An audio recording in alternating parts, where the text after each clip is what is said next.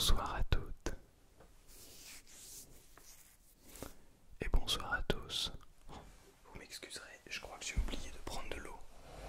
Je la vois ici, il faut juste que j'aille la prendre, la récupérer. Hop là.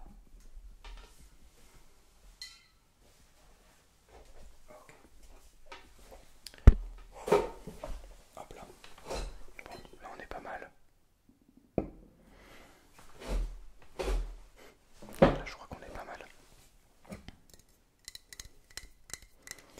Bonsoir à toutes et bonsoir à tous. J'espère que vous allez merveilleusement bien ce soir. On se retrouve pour cette vidéo extrêmement super, extrêmement intense. Bon, vous l'aurez compris, on est parti pour une vidéo très intense. C'est bien, je vais pouvoir vous parler tout au creux de votre oreille, de vos petites oreilles, tout au creux de vos petites oreilles. Ça va être cool. J'ai plein de choses à vous dire en plus parce que ça fait ça doit faire quasiment 2 semaines que je n'ai pas tourné de vidéo, je pense. Je sais plus, je pourrais pas vous dire, mais ouais, ça fait 2 semaines. Ça fait 2 semaines. Bon, j'en ai passé des choses. Bon, n'hésitez pas à boire de l'eau, bien sûr, on n'oublie pas les bonnes habitudes.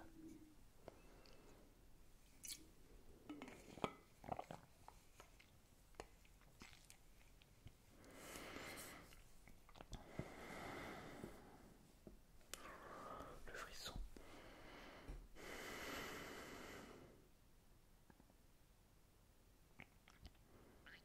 Ça fait du bien. Ah oui, je crois qu'il faut ouvrir un petit mot de bonheur. Non, d'amitié, de gentillesse. Je commence à avoir un petit peu d'ongles. Bon, pas non plus trop, mais ça commence. C'est cool. Alors,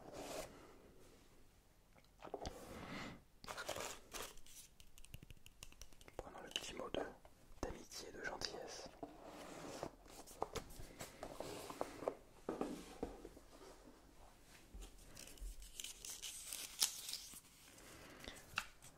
La photo, c'est une jeune femme qui se cache le visage.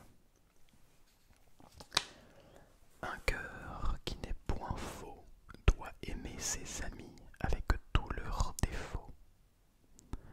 Un cœur qui n'est pas faux doit aimer ses amis avec tous leurs défauts. De Jean-François Rognard.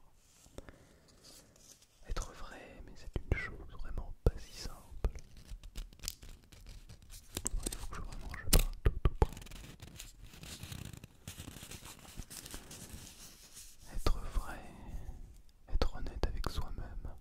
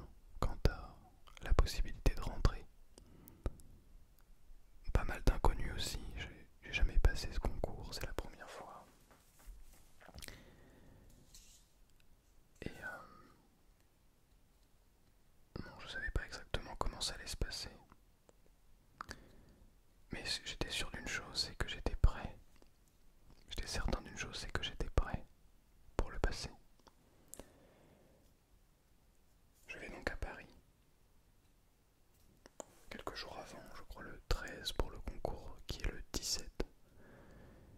Et donc on avait une répétition avec la pianiste accompagnatrice le 15. Donc j'arrive le 13. Je retrouve des gens très proches là-bas. Et puis le 14, je reçois un mail m'annonçant une grève générale de tous les pianistes accompagnateurs et accompagnatrices des deux conservatoires nationaux, donc les conservatoires de Paris et de Lyon. Les pianistes accompagnateurs décident de faire une grève générale. Pourquoi? Parce que c'est un des métiers dans ces établissements supérieurs qui sont très très peu mis en avant, mais surtout qui sont très mal payés. Donc ces accompagnateurs et ces accompagnatrices se retrouvent à avoir fait un master, tout simplement. Donc doivent avoir les mêmes qualifications qu'un professeur sorti d'un conservatoire national, et se retrouvent en fin de carrière à être payés 1600 € net par mois. Alors peut-être que certains vont me dire que 1600 € déjà c'est pas mal, et c'est vrai, mais lorsque l'on est musicien professionnel, que l'on a un diplôme qui correspond à l'équivalent de l'agrégation, que l'on a fait 5 ans d'études, après être rentré dans l'un des deux établissements, l'un des deux plus grands établissements de France, et Sud Paris étant le troisième plus gros établissement de musique au monde, être payé un SMIC parisien, vous en conviendrez que c'est un peu juste, et je le comprends. Bref, ce n'est pas le sujet. Ça fait que les pianistes accompagnateurs ont décidé de faire une grève et de ne pas accompagner les étudiants pour leur concours d'entrée. Vous voyez la chose venir.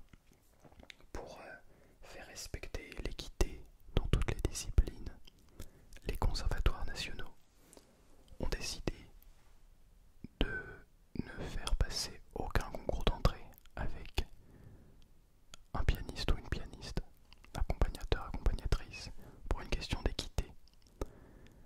On a donc reçu le 14 février, le jour de la Saint-Valentin, la veille de la répétition avec la pianiste, un mail nous précisant que nous n'aurons pas de pianiste accompagnateur pour nous aider, pour nous appuyer lors de notre concours d'entrée. Bon. C'était un peu déstabilisant. Il fallait se ressaisir. Heureusement, on avait la chance de pouvoir accéder au Conservatoire national pour travailler ces jours qui suivent en attendant le concours. Donc évidemment, j'en ai profité. Et donc est venu le jour du concours. J'étais prêt, certain. Je vais pas vous faire durer le suspense, parce que ce qui est intéressant, ce n'est pas le résultat, mais plutôt l'enseignement qu'on y tire. J'ai tout simplement pas été pris. Voilà, j'ai complètement raté le concours. Alors, j'aime bien prendre le temps d'en parler comme ça dans une vidéo, parce que ça permet de comprendre un peu plus.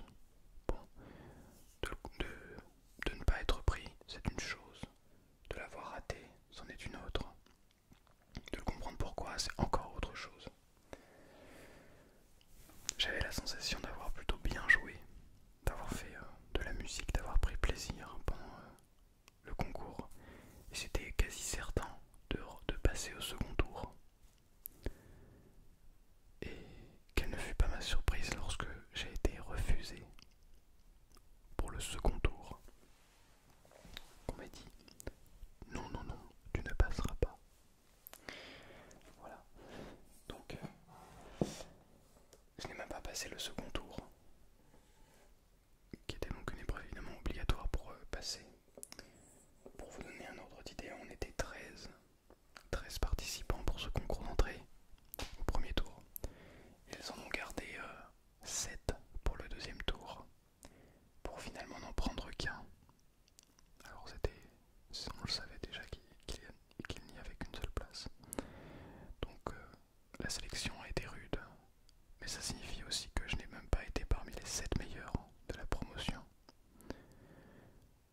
Est-ce que ça veut dire que je ne suis pas parmi les 7 meilleurs de la promotion? Pas forcément. Est-ce que ça veut dire que je n'ai pas bien joué, que j'ai joué moins bien que les 7 premiers, au moins, de la promotion? C'est le cas. Donc ça veut dire que je dois augmenter mon niveau en performance, c'est-à-dire être meilleur sur le terrain pendant le concours. Donc c'est un travail qui sera évidemment à faire pendant toute cette année pour essayer de repasser le concours l'année prochaine. Et voilà, c'est des choses à prendre en compte. Cette expérience était absolument extraordinaire. J'étais hors du temps pendant quelques jours, plus dans mon petit conservatoire régional, j'allais dire de campagne, peut-être pas quand même, mais dans un conservatoire régional quelconque. J'étais dans le prestigieux Conservatoire national de Paris. Tout ce qui s'y passe là-bas est tout simplement prestigieux. Tous les candidats, les 13 candidats, tout le monde avait un niveau excellent. Vraiment, tout le monde jouait très très bien. Et je pense, après coup, avoir aussi joué très très bien, mais moins bien que les autres. Et c'est ça tout le détail, tout ce qui fait que ça n'a pas passé. C'est bien de très bien jouer, c'est super. On aime bien les gens qui jouent très bien. Mais si tu joues un peu moins bien que les autres, eh ben ça ne passe pas. Et c'est très intéressant. Bon, je vais être honnête, au début, j'étais vraiment détruit. En fait, j'ai eu envie d'abandonner. Je me suis dit, mais j'ai bossé là comme ça pendant 2 ans, 2 années, où j'ai progressé à un niveau, enfin à une vitesse, mais alors absolument extraordinaire. 2 années à cravacher mais vraiment tous les jours, hein. J'ai quasiment pas arrêté de travailler pendant des heures tous les jours, pendant 2 années, pour finalement arriver et ne même pas passer un seul tour au concours. Parce que je me suis préparé à ça, évidemment. Donc c'est évidemment un peu frustrant. Je pense que beaucoup auraient arrêté. Mais après avoir passé la période un petit peu triste, parce qu'évidemment il faut être triste, il faut l'accepter. Je suis triste, je l'accepte. Pendant un moment, ça va passer, mais il faut l'accepter. J'ai été triste, j'étais en colère, j'ai été déçu de moi-même. Et tout ce que vous pouvez imaginer, toutes les émotions négatives, toutes les insultes envers moi-même, le jugement extrême, vraiment. Comment t'as réussi à faire un truc aussi minable? Alors que, bah, en fin de compte, je suis pas tant déçu que ça de ma prestation. J'ai mis des notes à côté. Toutes les notes n'étaient peut-être pas justes, super nickel. Et la pièce n'était peut-être pas à 100% maîtrisée le jour du concours. Ce qui a fait que, bon, ça leur a pas donné envie d'en écouter plus.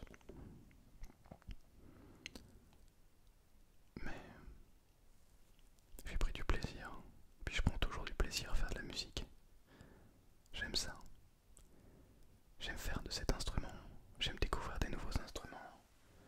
J'aime l'enseigner aussi. J'aime beaucoup l'enseigner. J'aime aller plus loin sur cet instrument, de découvrir des nouvelles choses, des nouvelles façons de jouer, des nouveaux sons, de nouvelles sonorités. Et aussi, mais surtout, et c'est une des choses qui me fait continuer, qui me dit que j'ai envie de continuer à fond, c'est de se dire que j'ai envie d'arriver à un niveau, mais alors à un niveau démentiel dans une discipline. J'ai envie de savoir ce que ça fait que d'être tout en haut d'une discipline. Et je pense honnêtement en être capable. Je ne saurais pas vous dire comment ni pourquoi. Peut-être que j'y arriverai jamais. Peut-être que ça ne marchera pas. Mais j'ai cette sensation d'apprendre très vite, de progresser très vite. Et qu'une année, c'est faisable. Ça peut me permettre de progresser. Et que si cette année ça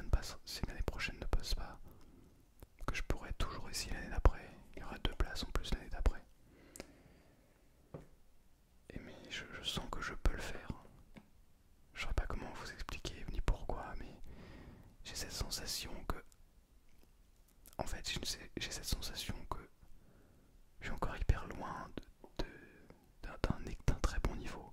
J'ai encore énormément de progrès à faire. Que je peux encore tellement monter en niveau et aller loin. Je sais pas comment vous expliquer. Des fois, on arrive on voit une sorte de plafond. On se dit, ben non, mais là, je peux pas aller au-delà. Je le sens, c'est pas possible. Je suis arrivé à mes limites. Moi, j'ai l'impression, au contraire, que je vois même pas les limites. Que tout est possible, en fait. Qu'avec le travail, qu'en continuant à faire des heures et des heures tous les jours, que je peux atteindre un niveau mais stratosphérique. J'ai cette sensation, alors peut-être que c'est complètement biaisé et faux, mais en fait je regarde un peu en arrière et je me vois il y a un an déjà, il y a un an où je proposais à mon prof, je lui disais mais j'ai vraiment envie de rentrer au Conservatoire National, et je le vois encore me dire ça va être compliqué, regarde d'autres voies, parce que ça va être compliqué. Là, t'es quand même vraiment loin du niveau globalement. Il m'a pas dit ça comme ça, mais ça voulait dire ça. T'es globalement très loin du niveau. Aujourd'hui, mon professeur qui lui a fait le Conservatoire National était très étonné de voir que je n'ai pas passé le premier tour. Et je pense qu'il était... il pensait que je pouvais réussir à passer. Ce qui fait que je n'étais pas si loin en termes de niveau. Bon, il s'est trouvé que ça n'est pas passé. Le niveau est très élevé évidemment. Les places sont chères. Il y en a peu. Mais avec la persévérance, la détermination, et puis j'ai un avantage par rapport aux autres. Je vous ai vous. Je vous ai vous. Les autres n'ont pas ça. C'est extraordinaire. Ça paraît rien peut-être. Mais de faire quelque chose d'aussi incroyable que de la l'ASMR, c'est, je crois, tellement positif. Ça permet de toujours se remettre en question, de toujours évoluer, de toujours avancer, de s'accepter tel que l'on est. C'est-à-dire que tous les jours, c'est ce travail, cette envie, cette détermination qui fait que on a cette flamme qui brûle encore et qui ne s'éteindra jamais. Parce que cette flamme n'est pas basée sur des brindilles ou sur... c'est pas un feu artificiel. C'est un feu qui tient, qui dure dans le temps. C'est une flamme infinie. Extraordinaire. C'est extraordinaire. On peut vraiment déplacer des montagnes quand on sait profondément pourquoi on le fait. Et vous pouvez le faire vous aussi. Je suis pas le seul. On peut le faire ensemble. Et c'est pour ça que je suis là. Pour qu'on fasse tout ça ensemble, tout ce chemin.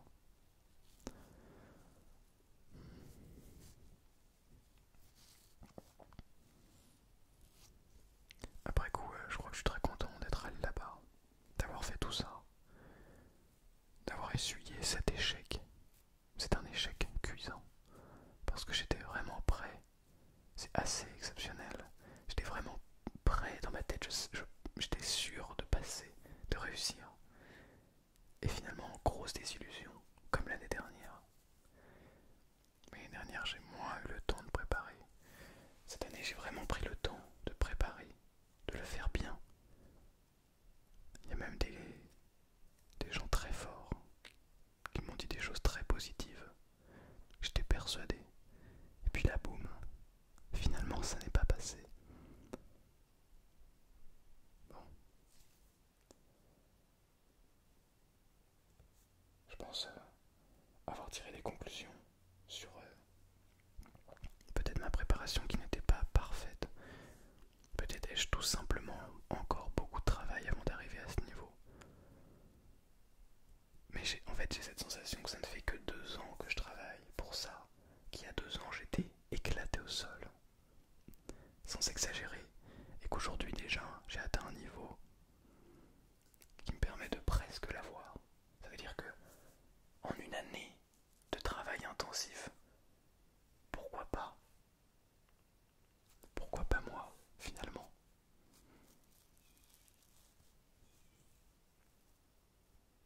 Bon bref,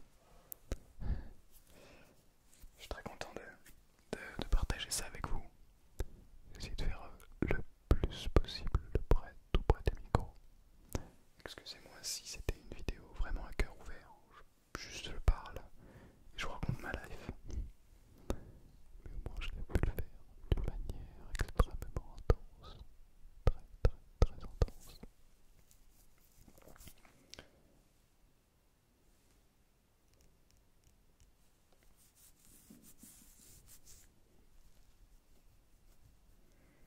Je suis en train de lire aussi un livre.